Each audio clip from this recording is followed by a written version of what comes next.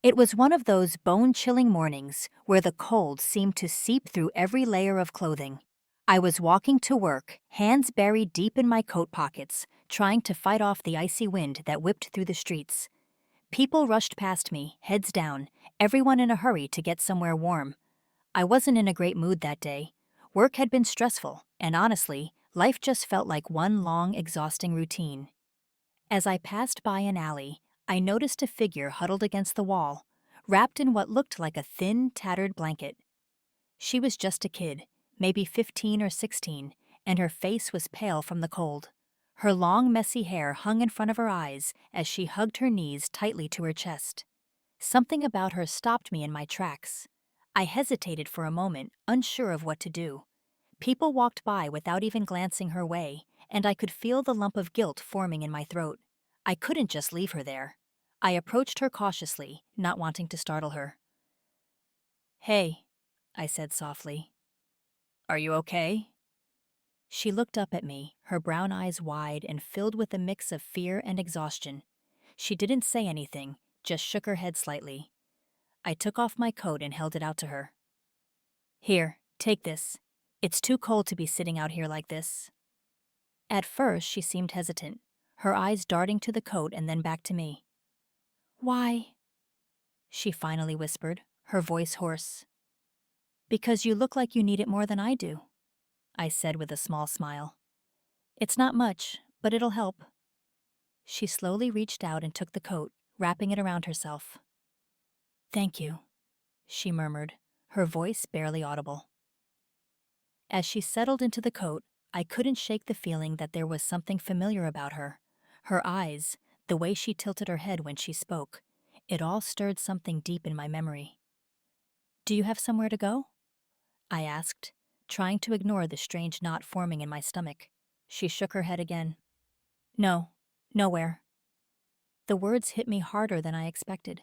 I sat down beside her, ignoring the cold seeping through my pants. "What's your name?" I asked gently. She hesitated, her gaze dropping to the ground. "Lila," she said after a moment. The name sent a jolt through me. My heart started pounding in my chest. "Lila?"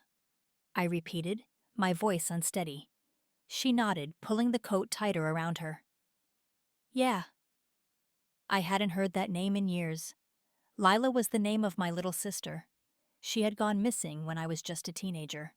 I remembered the endless nights my parents and I had spent searching for her, the flyers we'd put up around town, the way our lives had been shattered by her disappearance. I stared at the girl beside me, my mind racing. Could it be her? It seemed impossible, yet the resemblance was undeniable. The shape of her nose, the curve of her lips, it was all so familiar. "Lila," I said again, my voice trembling. Did you, did you have a brother?" She froze, her eyes widening. "Why?" she asked cautiously. "Because I lost my sister a long time ago," I said, barely able to get the words out. "Her name was Lila."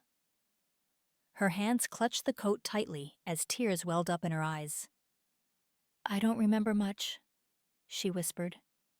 "But I think I had a brother too." I could barely breathe as I waited for her response, my heart pounding so hard it felt like it might burst out of my chest. "Josh," she said again, as if testing the name on her tongue. Her eyes filled with a mix of confusion and recognition, like she was trying to grab hold of a memory just out of reach. "I never stopped looking for you," I said, my voice trembling. "After you disappeared, Mom and Dad, they were heartbroken. We all were. But I kept hoping, kept praying that one day I'd find you." She stared at the creased photo I'd handed her fingers tracing the faded edges. It was a picture of us as kids, sitting on the front porch of our old house. I was grinning, my arm draped protectively around her shoulders. She was wearing her favorite yellow dress, the one she never wanted to take off. Her lips parted as a quiet sob escaped. "I remember that dress," she whispered. I I used to love that dress." I swallowed hard, trying to keep my emotions in check. "It's you, isn't it?" I said softly. You're my Lila. Tears streamed down her face as she nodded, clutching the photo to her chest. I didn't think anyone was still looking for me, she said through her tears. I thought you all had forgotten me. Hearing those words broke my heart all over again. Never, I said firmly. We never forgot you. We've been waiting for you to come back to us. I reached out and pulled her into my arms, holding her tightly as she sobbed against my shoulder. I could feel her shaking, years of pain and loneliness spilling out in those tears. I held on, unwilling to let her go, afraid that if I did, she might disappear again. After what felt like an eternity, she finally pulled back, wiping her tear-streaked face with the sleeve of the coat I'd given her. Her eyes were red and swollen, but there was a spark of something new in them. Hope. I don't even know where to start, she said quietly, her voice barely above a whisper.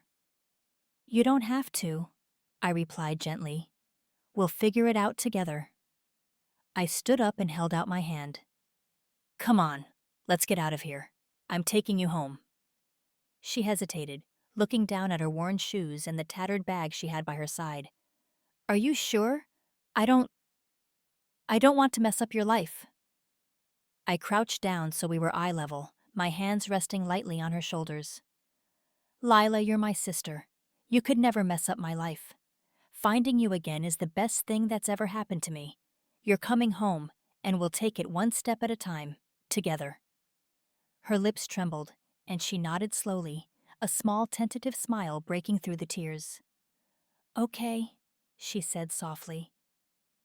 As we walked back to my car, I couldn't stop glancing over at her. It was like I was afraid this moment wasn't real, that I might wake up and find it had all been a dream. But every time she looked back at me, her shy smile growing a little more confident, I knew it was real. When we reached the car, I opened the passenger door for her. This is all yours, I joked, trying to lighten the mood. And don't worry, I've got the heat cranked up. She laughed, a quiet, shaky sound, but it was the most beautiful thing I'd heard in years. As I started driving, she looked out the window, her fingers fidgeting with the photo she still held tightly. What about Mom and Dad? She asked hesitantly. I glanced over at her, my heart aching at the uncertainty in her voice. They'll be over the moon to see you, I said. We've missed you so much, Lila. You have no idea. Her eyes filled with tears again, but this time they weren't just tears of sadness. There was relief, hope, and something that had been missing for far too long. Love. As we drove into the night, the city lights glowing in the distance, I couldn't help but feel that this was the start of something new. A chance to heal, to rebuild, and to finally bring our family back together. I didn't know what challenges we'd face, but I knew one thing for sure. I wasn't going to let her go again. She was home now, and we were going to make sure she never felt lost or forgotten again.